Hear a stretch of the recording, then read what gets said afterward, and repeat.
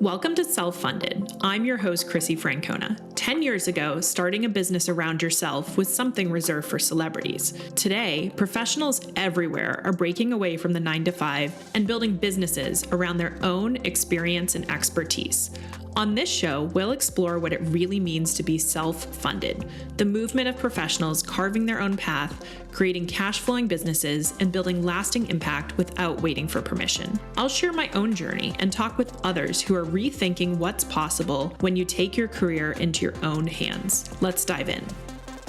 Today on Self-Funded, I talked to Dana Hork. Dana is the founder and CEO of Beers with Friends, a creative microagency helping ambitious brands solve high-stake challenges in just 5 days through its signature beer run sprint approach. In our conversation, we talk about her experience as a marketing leader and the frustration she had with the agency model, how she took inspiration from Saturday Night Live, and how she used early customer conversations to guide her productized offering. I hope you enjoyed today's episode. Dana Hork, welcome to Self-Funded. Thank you so much for having me. I'm so happy to be here.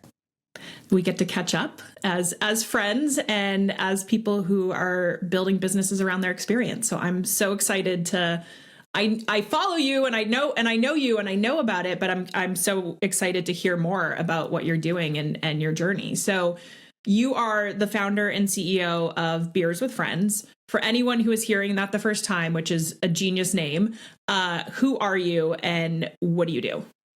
So Beers with Friends is a creative agency. And more specifically, it's the creative agency I wished I'd had when I was a client-side marketer.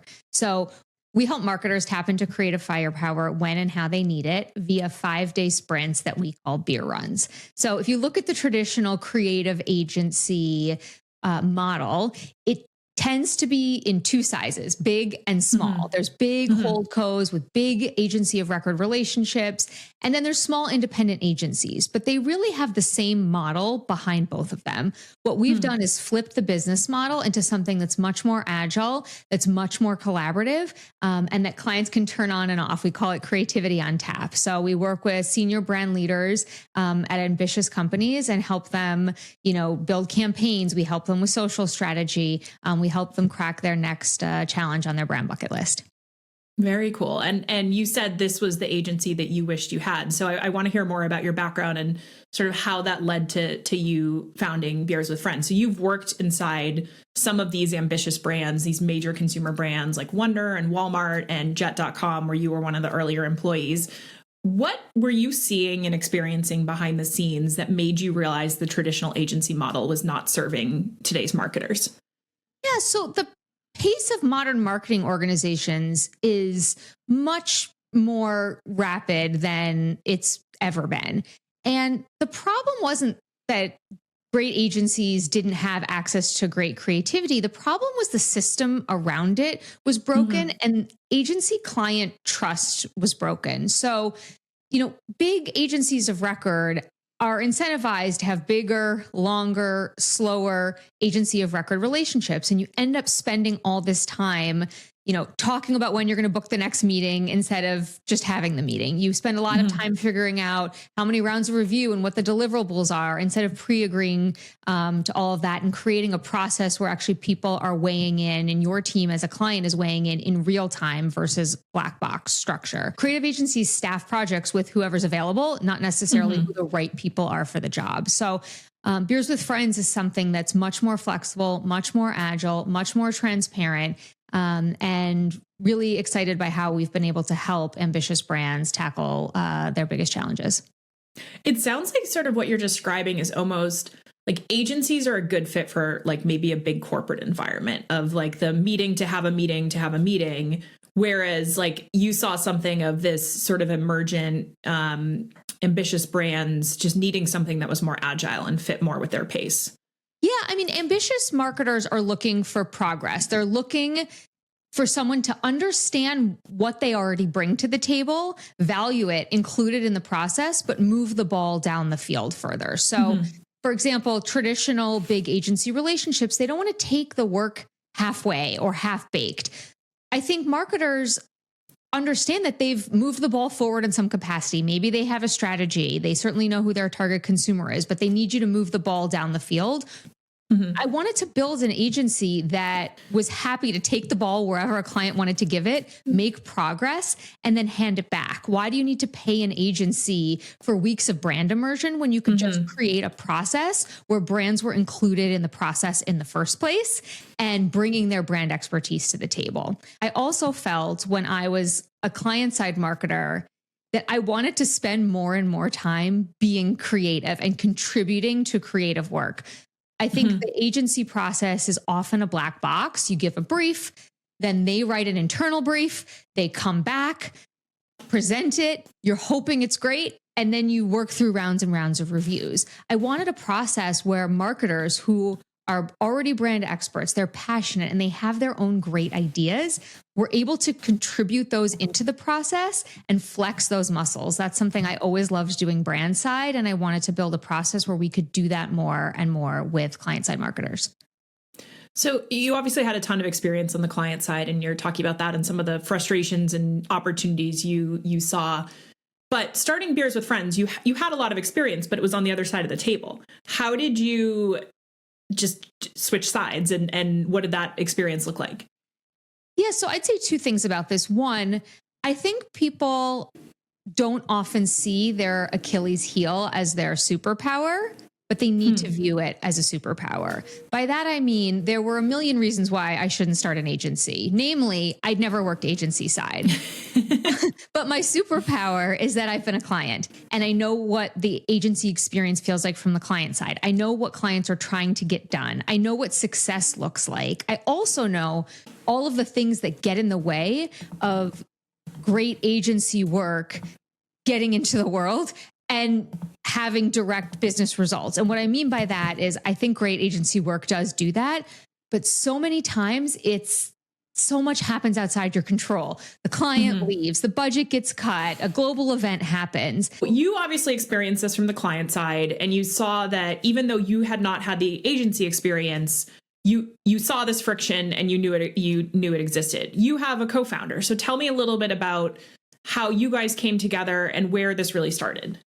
So when James and I started Beers with Friends, we didn't start with a business plan. We started with an honest conversation. James and I had been agency client partners before when I was at Walmart running social media and James was at a Publicis agency, MRY. So we had lived both sides of the relationship independently and together on our work together for Walmart. And we sat down and had a really candid conversation about everything that worked when we worked together, why there were so many misalignments, what could be better about the process. And Beers with Friends really was built out of that shared reflection and shared conversation. And we designed a model, rooted in trust, in clarity, in speed, in creative chemistry, in thinking outside the box, all based on our experiences navigating large corporations, but coming together to create great work together. I love that you guys both had experienced the problem from different perspectives. And even though it's funny, because as you're describing some of the frustrations you had with the agency model, you still went to someone that you had worked with in this agency model to found this new venture with, which is pretty telling about like how you both valued each other's experience and perspective. One of the best pieces of advice that I ever got was the importance of shared consciousness. And James and I had shared consciousness from day one because we'd worked together before. And we were able to have an open and honest conversation together about what worked and what didn't work and what could be better. So I always encourage founders to, if you're going to have a co-founder and build something with someone else, make sure you have shared consciousness from day one. That's such great advice. And it sounds like it's something that's really worked for you guys. Yeah. So we've talked a little bit about this, Beers with Friends being this creative microagency is the term you use. What does that actually mean in practice, and why did you choose that positioning? So we use creative agency to describe ourselves so that people know what we do, but we added micro to it to explain how we do it differently. So our model is quite different from a traditional model. rather than taking on big agency of record relationships, we work in 5-day sprints called beer runs. So already a model that is built off of some of the best in class sprint models like Google Ventures, Saturday Night Live, is one way that we do it differently. Another way we do it differently is we don't have full-time staff. We have an extremely strong roster of strategists, creative subject matter experts that we bring in to surround ourselves with for each and every client project. We talk about it like a heist, like for whatever the brief is, we put the right team together to pull off the heist. It's like Ocean's 11 or whatever. You're like, you need the person who's the lockpick person, the person who plays blackjack, like all of the things. So 100%. So that's another piece that's different. And a third piece that's different is that we only take on one client at a time. One of the scarcest commodities right now is focus. And one of our superpowers is that we have the ability to do nothing for a 5-day period of time except crack the code on a client's brief. And that enables us to avoid being creative within 7-minute increments between meetings. It allows us to be fully focused, fully dedicated, and it helps drive breakthrough creativity. I love that. And so much of what you're saying resonates so much with me because it's funny. And, I have a business called The Long Game that's, I sometimes struggle with what to call it because it's consulting, but consulting sort of has this like negative vibe in some ways. So I'm like, it's a talent network and there's a different delivery model. And so I love how you added the creative agency as a known entity and people know who needs a creative agency and when, but microagency is like, oh, that's different. And you have this whole, process around it that differentiates it. Yeah. And I think that's important because in order to have share of mind, you need to have a trigger of when people are going to think of you and know when to call. So if you position yourself as something that's too different, you don't fit anywhere in their mental model that will help you get thought of when they need something to get done. But if you fit too squarely in a box, then you're not seen as differentiated. You're not seen as, adding value, innovative, et cetera. And so I think the model of finding something that is already common language, but finding a new spin on it and finding a way to own real estate and share of mind that's a little bit different, I think is an important strategy. I love that. That's such good advice. I had a couple weeks ago, I had on a guy named Phil Levine who has a company in recruiting called Golden Gate Recruits. And his like differentiator is he's so specific on his niche. And like his tagline is something like, I bring, move consultants into tech. And I'm like, oh yeah, that makes so much sense. And he's cornered that market and done really, really well with it. But it made me think of it because it's such good advice of like, be specific enough that people know, people know how to use you and when to use you. And, at the same time, make sure you're adding value in a way that, the market needs. So, yeah, a different way, something we say a lot is creativity on tap.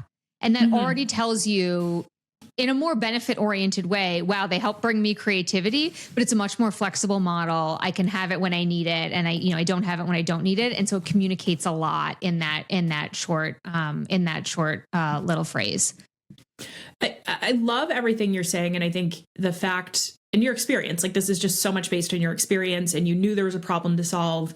I think at the same time, like it's what I'd love to get your perspective on is when you're building something disruptive in a very traditional industry and a very standardized industry, like even people who have sat in your seat and experienced the pain and friction, like I think of like the adage, like no one gets fired for hiring IBM. Like, how do you think about, like, did you face pushback of, yes, they get, like, your potential clients really get the problem and get the differentiated offering, but at the same time, like, agency of record is agency of record. Like, how did you think about that early on? There's a common trait that I see across all of our clients. In order to build a differentiated brand, you need to work in a differentiated way. And ambitious CMOs aren't going to break through doing the same thing that the others in their category are doing. They need fresh perspective. They need to move much more quickly. They need a process that brings what they have into it rather than shutting them out in a black box. And ambitious brand builders are very open to trying new models, trying new partners. It's the only way that they're going to differentiate and succeed in building a differentiated brand. I'd love to chat more about, you've alluded to it, but your beer run sprint is your signature offer there. How did that come to be? Like, because I imagine part of when you're starting this, like there is this sort of tension of like, you got to get revenue. And so sometimes it's like, yeah, this isn't quite what we want to do, but like, we'll take the work. Like, how much of that did you have to do versus like you had this specific offering at the start and this was the only thing you were offering? Tell me a little bit about that. Yeah. So when we launched, we didn't launch with a business plan. We didn't launch with a perfect product market fit. We said, we know what our superpowers are. We know why people will want to hire us. We know what the needs are in the market. Let's just start, learn as we go, and perfect the model in real time. And so when we first started taking on clients, we took on projects that were just that, projects. They weren't sprint oriented. We did bring speed to the table and we did bring some of those value propositions together, but it wasn't a productized offering like it is now. And through those early clients, we were able to understand that building a scalable product for our services would enable us to deliver on our value prop in the best way. So that's where we went out. We started studying other best in class sprint frameworks, everything from Google Ventures, which is often applied to product development and innovation, to Saturday Night Live, which puts on a show every week that goes on the air at 11:35, if they're ready or not. Right. So we went out and looked at those and they had very common ingredients. They had ingredients like reconfirming, the problem we're trying to solve, divergent thinking, convergent thinking, iterating, testing, bursts of focused work, frequent alignment. And so we pulled out that all together and codified our own process, and it really clicked. And we started hearing feedback from clients like, wow, that was amazing. I'm so thrilled and overjoyed with the work that we just got. Wow, this really got us unstuck. Wow, my team was able to all come together and put their fingerprints on this work, and we're all really energized by it. So we didn't start with a defined sprint model. We built it as we went along. And once we started hearing client feedback that it was really resonating, we moved forward with that model. I love that. And I think a couple things you're hitting on there. One is certainly just iterating as you go. Like, you knew you had the experience, you knew there was friction in the market and frustration because you had been on the client side. You knew there was a better way to do it, but you really sort of put yourself out there and figured it out as you went. Because I do think when you're doing a services business, like I say this a lot, like there's no building in stealth for 8 months. Like, you're putting yourself out there and you're iterating like real time from a commercial perspective. And then the second thing I just want to highlight that you mentioned, and this is one of my favorite structures in this type of experience entrepreneurship, is like, take a framework that works somewhere else and put it into a new space. So like, example I always use is like Donald Miller, who has built Story Brand as a really big framework. It's essentially the hero's journey, and he just takes it and puts it into, he's done a lot of work around it, but takes it and puts it into a business structure. And so I love the SNL example because I have, I've read about that, of how like that there is this, on Sundays we do this and Mondays, all of that. So that's such a cool analogy that you used. Correct. And what's been interesting about that is that it breaks a lot of the traditional things that you think you're supposed to do before you start a business. So, you're always supposed to be laser focused on the customer. And often you might have to poke around at different demographics or psychographics around your target customer before you have product market fit to figure out what works. So what we discovered through the process is we built this beer run process similar to what you mentioned on SNL. On Mondays we do this and on Tuesdays we do that. But what we found is that it resonates with different type of customers. We have early stage brands where we're their big agency and we allow them to tap into the A team in a way that's accessible with their budgets. We're also the small agency for big brands who already have an agency of record, but might have work that's moving slowly, smaller moments falling through the cracks, or they want to put us in comp with their in-house team and their agency of record because more ideas and answers more quickly helps them move forward more quickly. So we learned a lot about this process. We have a similar psychographic across our marketers, but what types of brands they're working on, how much money those brands have raised, whether they're the leader in their category or challenger in their category, all of them find value in this process. They might just use it for different purposes. That's so interesting. Like you're basically creating this like multifaceted market without like changing what you're doing. Like you are sort of saying authentically true to what you offer, and you're able to like unlock multiple markets as a result. Right. And so something interesting we did in the beginning is we built our website on Shopify. I don't know a single creative agency that has built their website on Shopify. It's typically used for businesses with an e-commerce channel. But what we did was we dimensionalized over 60 different beer runs and gave them really fun names as a way of showing how the beer run can be used for lots of different use cases and lots of different need states for clients. So they might be focused on deliverables. We have one that's one of our most popular called campaigns. And it's a campaign development beer run. It can live at the brand campaign level, a seasonal moment, a retailer launch. So that's a particular use case. Also have beer runs that are things called, and I don't know if you bleep, but hot shit ideas in a can, which is just, we need a bunch of hot shit ideas. It could be because the boss came back from Cannes and has ideas. It could be because we really need to make our plan in Q4 and we need to try a bunch of stuff. So they might be functional in nature or more emotionally connected, but we've got over 60 beer runs on our website, bwfagency.com. And it really helps clients communicate with us what they need and why they need it and how a beer run could help them crack the code. That's so fast. So do you find like for each of those, like is someone going on and like adding to their cart? Like what is that? How are you pulling insight from that and leading that into business? I'm so curious. Yeah. So we look at the data on what people are browsing and clicking on. So that's something that we do. People do check out carts. So we made the price zero.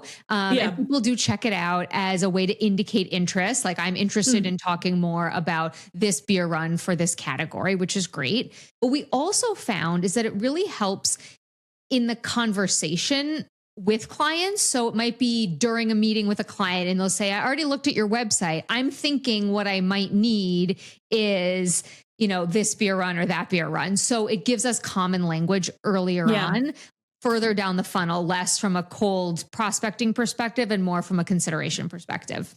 You're basically creating a menu that your customer can like. I don't know why I'm thinking about this, but remember like when Dry Bar launched, like, I don't know, like 15 years ago, and it was like, oh, I want the Mai Tai. I don't even remember, or the Cosmopolitan. Like, I don't even remember what they like represented, but it was like a drink list and you picked your hairstyle based on that. 100%. So I love that you bring up Dry Bar. So we've talked about Dry Bar a lot because it was really iconic in building a brand around focus. So remember their slogan was no cuts, no colors, just blowouts. Yeah. And we've had a lot of conversations about being an agency that's delivering creative firepower. We don't do media buying. We don't do analytics. We really specialize in creativity on tap and being okay with it. And we've built an amazing roster of partners that we can hand work off to, or sometimes we take on the execution ourselves, but being comfortable owning your superpower, I think is really important. And Dry Bar does a really good job of that. Yeah. And I shifting gears a little, but I'm gonna tie back to what we're talking about is I imagine that your focus is the extent to which you are focused and you know what you're doing and what you're not doing is actually very important and value add in an AI world where it's like, how have you thought about that aspect of, and I imagine a lot of the big agencies are really dealing with an existential crisis right now around AI. How have you thought about like bringing AI into your process, or you're almost like a disruptive force in the world that's become everything looks like bland ChatGPT output? Yeah. So I think the conversation around AI is a great example of both things can be true. So AI accelerates everything, right? It allows us to move more quickly, to gather broader perspectives, to have efficiency, to like, there's so much that AI unlocks, but it also is amplifying the importance of senior judgment, experience, taste, perspective, and that's becoming more valuable, not less. So I think we're in a world of both. I love using AI. I love trying anything. We both already discussed that we're Whisper Flow users. Love it. Which I love. And so I think you want to hire partners in any work you're doing that have a growth mindset, that are trying everything, that are using it. I built Unlovable over winter break. I have 2 apps that I've now built. Like, you want to work with people that are using everything, trying everything, but you also want to work with people who bring expertise, real lived experience, taste, craft, and all of that to the table. And I think what we're seeing is that a lot of our clients, they've got great execution resources. They're using AI to the best of their ability. What they're missing is senior level judgment, outside perspective, real breakthrough creativity. And that's what we bring to the table.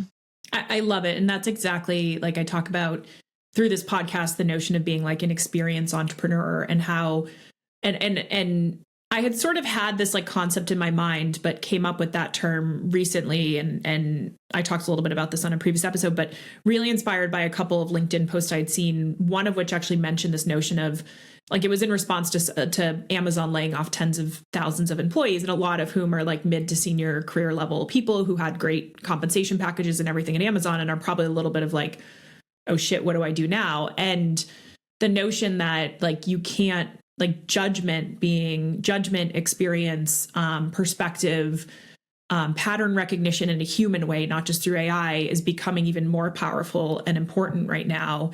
And a lot of execution and efficiency can be driven by AI at the same time. Yeah. And I think, what's shifted is that, unfortunately, with all of these layoffs and restructurings, it's created an opportunity for business models like ours that now have the ability to tap into A+ creatives and strategists, subject matter experts who also want to work more, flexible schedules, and want to work on projects they want to work on, and all of that. So the labor side of this, while it's super unfortunate that, that it's so challenging for so many companies and so many creatives right now, it creates an opportunity for models that leverage flexible talent like ours. Yeah, that's exactly what I'm seeing on like the consulting and strategy side as well. I want to shift gears a little bit and just talk a little bit more around your experience around this. And so you certainly had, a background at venture-backed startups, have long been sort of on that path. What was sort of key to you to deciding to take what I'd call more this self-funded path around really building a business on your own terms? Yeah, I mean, creating an independent agency allowed us to design the business that we actually believed in. So we didn't build for investor expectations. We built for our customers. We were able to build for trust, for quality, for sustainability. We were able to, prioritize what mattered to us. At the end of the day, it came down to freedom and control. And I'm so grateful that I built the business that I want to work in every day. I'm so grateful that I get to do it with someone who's extremely talented, who understands the agency side, just like I understand the client side. And I'm so grateful that we get to work with awesome clients. Almost all of our clients have been friends, referrals, and we get to live the dream, which is what we wrote effectively on a cocktail napkin when we started this, which is, how do we just make great work with great people?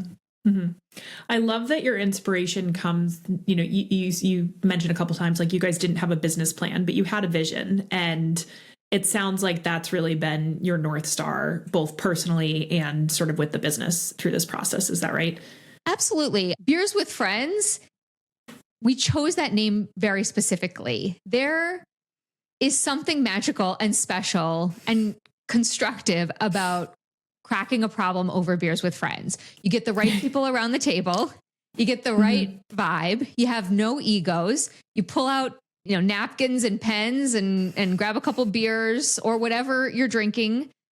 And you're all focused on a singular mission, right? How do we help our friend tackle this thing, right? Or how do we help my friend navigate this personal relationship or this work situation? And just the vibe of being constructive and collaborative over beers with friends exactly communicates what it feels like to work with us and what our vision was from the very earliest stages.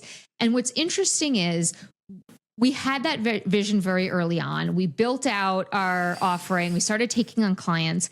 But what we started to hear very consistently was the word refreshing. It was not something that we engineered from the beginning, but it actually fits perfectly with the way we've marketed ourselves like a beer brand. We hear over and over, this is a really refreshing way to work. This is a really refreshing model. That felt very refreshing. And so we actually started with the vision and we're able to build out, our brand impression and our, what we leave clients with by hearing it pulled right back to us from our own clients. So we now think of ourselves as like a refreshing take on the creative agency. And it all started with that vision of how do we create the vibes of having beers with friends. Well, I think it probably served you in two ways. One, certainly it's amazing you're getting that feedback from your clients, and it's something, again, you maybe didn't plan for, but it's the effect of what you've built. At the same time, I'm thinking back to the fact that you're taking on, one client at a time, you're doing these sprints. I imagine it needs to also feel refreshing for you, given that this is, you're building. You guys built yourself a job. You're building a business, but you also built yourself designed a job. And so I imagine that was probably your delivery model probably serves both sides in that way. 100%. I love that every week we get to be a creative agency for a different challenge, a different brand, a different marketer with a different deliverable. So it keeps us fresh. It keeps us refreshing. And back to a comment you made earlier, there's so much value in looking outside your own vertical, your own company walls, and borrowing inspiration from other places. That's really what creativity is. And we get to do that every week by working on different sectors, working on different clients. We're constantly learning, and we get to apply, outside perspective and different industries to each and every project that we take on. So it's fun, it's engaging, and it certainly is refreshing to work that way. That's awesome. Dana, this has been amazing. It's been fun to watch you build this. But this is, I sort of when watching, you on LinkedIn and so forth and hearing a little bit about it, but it's been so fun to just learn more about it. And I love everything you're doing. A lot of it resonates with me of building around a problem you experienced on both sides of being a client and the provider in an industry that has this sort of somewhat stagnated delivery model. Just the creativity you bring into it. Like this has been such a fun conversation, and you have a lot of great advice for people who are starting out. And you've already shared a lot of that, but I'm curious, what advice would you give someone if, they see a particular problem, either they're the operator or the client, and they potentially want to go solve that as an entrepreneur? Yeah, I think the most important advice I can give to any entrepreneur is start with the problem you know better than anyone else. You have lived experience. Go back through it and think about what is the friction that you've lived firsthand. Start with the problem and don't get married to the solution yet until you go out, test small before you commit big. If you're in love with the problem that you're solving before you're in love with the solution that you're providing, that will give you the firepower to keep going, keep iterating, and keep finding a way to product market fit. Then the second piece I would say is once you have that product market fit, make sure you build something that people want to come back to, right? Every business needs lifetime value, needs recurring customers. And so build something people love and that they can't live without, and be open to exploring different models. For us, building something people want to come back to didn't mean trapping them in a big agency of record relationship. It meant being their solution for creativity on tap. And I'm so grateful. We've had so many first-time clients, so many repeat clients. And I would just share that advice with others. Build something that people want to come back to. I love that. Where can people learn more about Beers with Friends and follow you?